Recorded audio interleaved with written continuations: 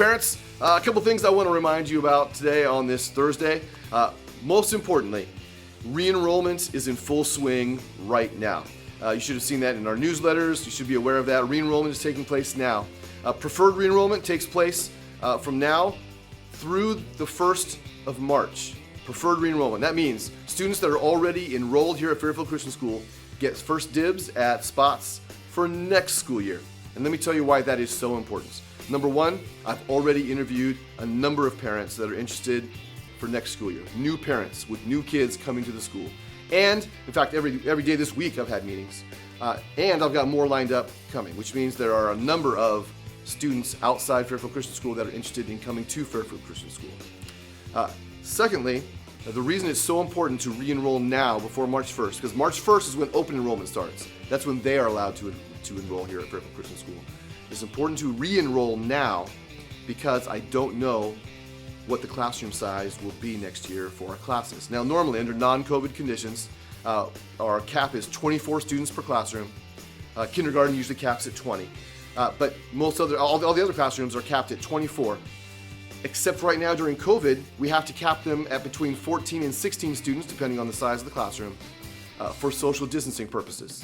That's important because next school year, I do not know what kind of protocols we'll be under. And right now, we have several classrooms that are already full, which means just students re-enrolling, our classrooms are already full, not counting the students that are on distance learning that may want to come back onto campus next school year, that are already a part of our school. I could see a scenario that if we have to cap classrooms at between 14 and 16 students, we will have a majority of our classrooms full and not able to take any more on-campus students. So if you want your student to be able to have a spot on campus next school year, please make sure you take advantage of re-enrollment now, before March 1st. That way you can ensure your spot.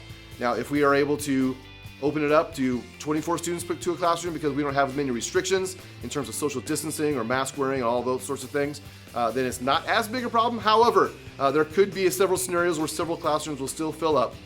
So again, to make sure your child has a spot in the classroom for next school year, make sure you take advantage of preferred re-enrollment during the month of February. Because again, in March is open enrollment, and students that are not enrolled in the school can start enrolling in March for next school year. And I know it seems, if you're new to the private school kind of cycle, it seems kind of weird to re-enroll so early. However, it's very important for us to get a jump on next school year to see what kind of numbers we're working with, what kind of resources we're going to need in this year more than any other year. Because again, there's so much we don't control right now in terms of all the restrictions that we're going to have, all the protocols that are going to make us enact for next school year. And I still don't know what those are going to be. I have students asking me all the time, hey, next year, are we going to be allowed to use like balls and other equipment during PE? I don't know.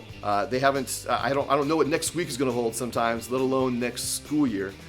So we're doing all we can. We're planning as if we'll be able to operate normally, but we know that there is a very high chance that that will not be the case. So we're trying to be as flexible as possible, but again, to make sure you have a spot for your child in the classroom for next school year, make sure you re-enroll as quickly as possible. All right, another very important thing I need to remind you of is that there is no school tomorrow. February 12th, 13th, 14th, and 15th. That's also Monday, no school on Monday. We've got a 4-day weekend.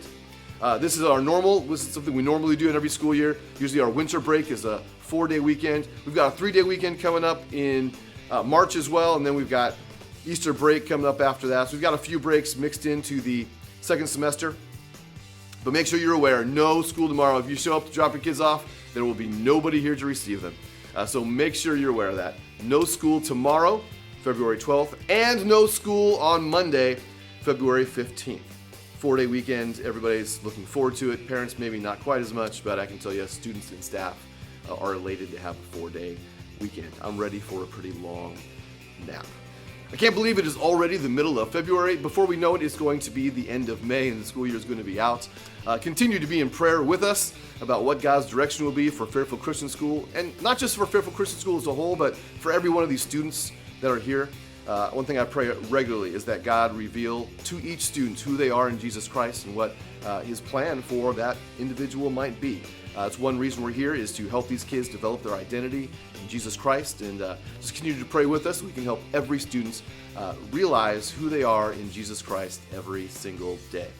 All right, as always, if you have any questions, comments, concerns, praises, anything like that, feel free to contact us either by phone or by email. We love to hear from you guys. Hope you guys have a great, long 4-day weekend. God bless.